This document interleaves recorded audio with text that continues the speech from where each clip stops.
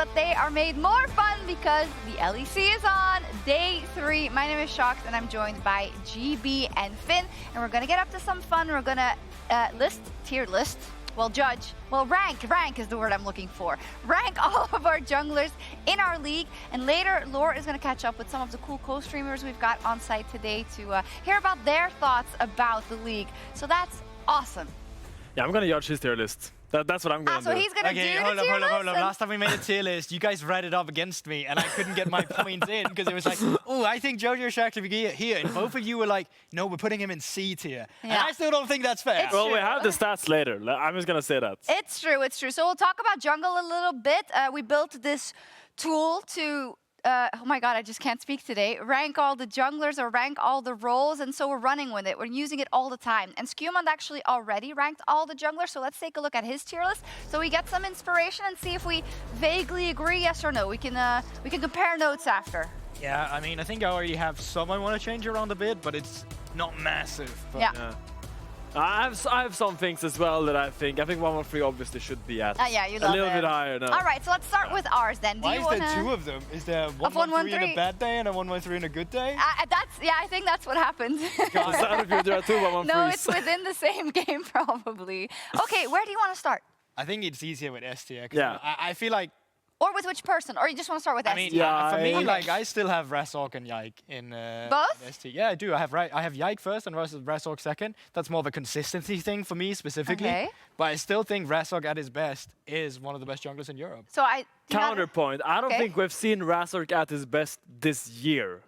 So I don't think it's reasonable to put him at S. Okay. I think you can have him at his heights. But I think right now, Razork has shown that he is at an A tier, kind of. And the thing is, like, I can't even argue fully against that, but I do agree with you. Like, the levels of playoffs in winter was definitely off. So, I mean, I agree. I'm willing to concede that, for sure. I agree. Razork is a great player. One of the best junglers we have in our league. Hold up. The other way around, right? Wait, so you're moving Razork down, basically, right? Yeah, okay, I got it. I think Yike is like the apex right now of jungle talent and jungle play in Europe, and I think he deserves to be in the S tier alone.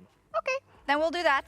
And then moving on, who do you want to go for next? Well, I do want to put Skewmond in A tier for sure. Skewmond, it keeps doubling up the person, sorry. That's okay.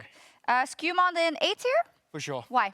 Well, I still think the level of play that he's showcased with G2 throughout the year has only leveled up. I think there was a case you could call him B tier in the beginning, actually. But I think for sure he's an A tier jungler in our league right now. We've got a lot of tape on him, right? Not so much for some of these other junglers. Yeah, but I think it's the fact that he's also been so good at just evolving with his champion pool as well. He's really becoming a G2 jungler, specifically where you expect crazy picks for them, but also a capability of playing off the pressure that your laners are going to be giving you. Okay, you agree?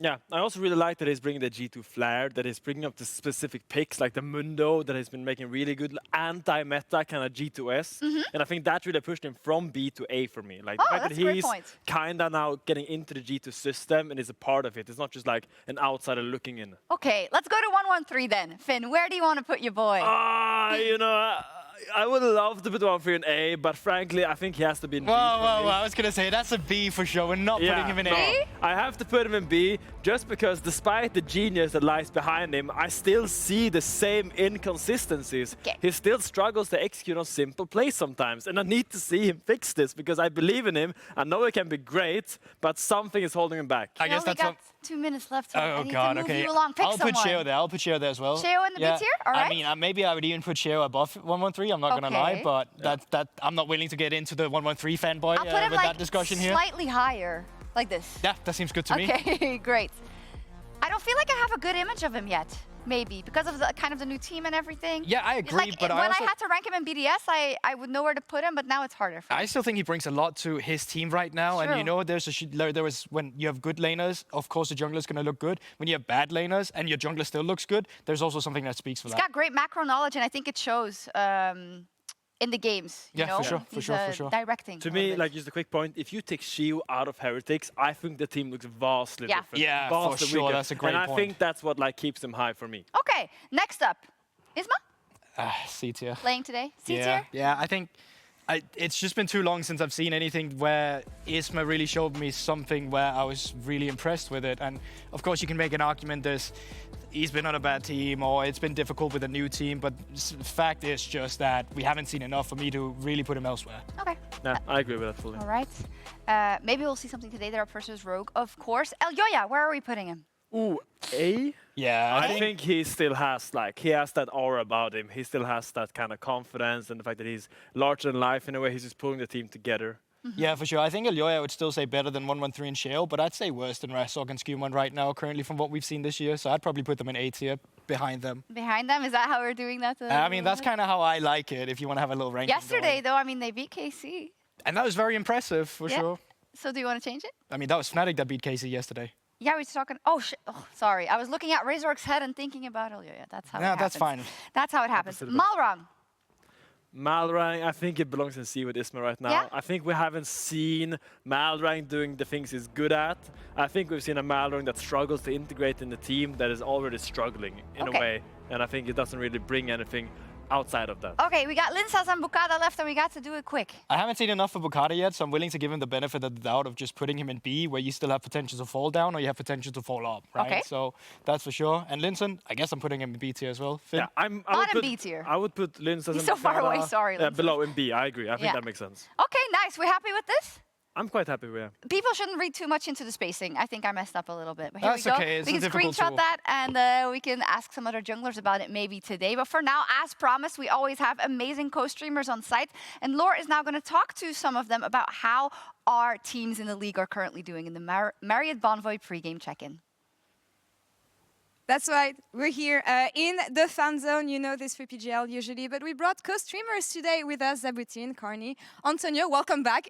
All of you guys in uniforms. I want to talk about the tier list that we saw just now. And I want you guys to tell me if you agree with the ranking of your respective junglers. So for BDS, SK, and GX.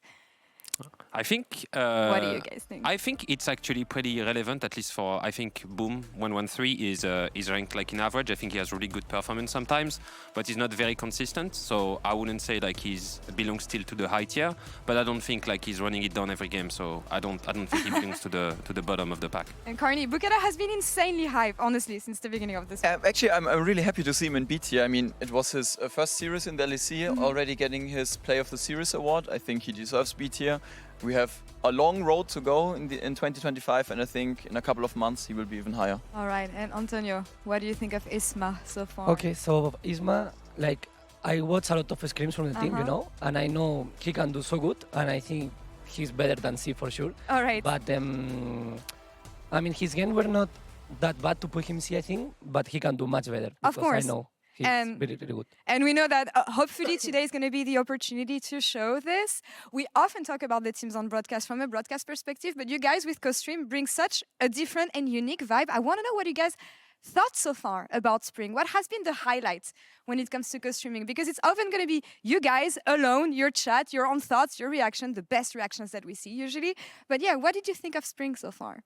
Zab, you want to go first? Maybe? Yeah, I think Spring is very exciting. Carmine coming back from first hand and not looking that sharp. So, you know, like the ball is in the middle of the court now because G2 looks very strong. I think Skumon has never looked as good as in its current shape. I think there's a lot of teams that can compete for the top spot. GX is kind of on a slump right now, but they were good in winter. So I think there is a lot, you know, like there are a lot of expectations for each team. And so it's pretty enjoyable to watch, I think, overall. And the adding of BO3 makes it much better with Fearless because we have way more games, you know, we have way more data sample to see who's good and who's inting. I want to have the follow-up on GX, actually, Antonio. Is that a slump? Is that a curse? A self-inflicted Blame him curse, back. I feel. I mean, no, I can't flame because we are still two. But yeah, I mean, it's what I tell you. Like, what I'm... Okay, the main problem is that Isma came late to the team. They had only like 1 week of scrims because the whole situation with was playing with K-Corp. So lately they are doing so good in scrims. I can tell you like they are really good. And I'm a bit disappointed because they are showing not good game or like gameplay. But yeah, I mean, I like a lot the best of 3. I think in general is good like format, and yeah, pretty much. Matchup against Rogue today. What is your prediction for this one? Is it? I mean, of course you guys are gonna win, but like, is I it will gonna tell you, like, it will be 2-0. 2-0? Yes. All right, 2-0. And Carney, on SK, what have you thought so far? Because I love the way they entered the league. Not so much the second game we saw from I love the yesterday. second game. Yeah, you must have loved It was of really good. course. You guys I mean, played amazing. actually- Thank you. I wanted to credit you and your team now, but after that, I think BDS was just really lucky. We had a weak day. And actually, as from an SK perspective, the entire split is a complete roller coaster. I was really happy to see like the German BDSA bros reunited again. Actually, maybe same like in GX, we lack a bit of practice due to the roster swaps, but I'm really excited, and you never know what happens next week, but I hope we win again. Yeah, I'm super excited. Honestly, all three teams have been really exciting so far. I hope GX can pick their things up We have to. together in the We next have game. to You guys until have it's to. on. And guys, thank you so much for joining me. We'll see you today in the studio all day. Enjoy co-stream. And Finn, back to you.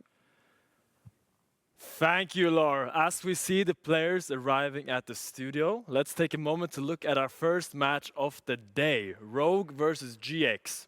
I think Rogue showed some real spirit on Saturday, closing out their series with a clean 2-0.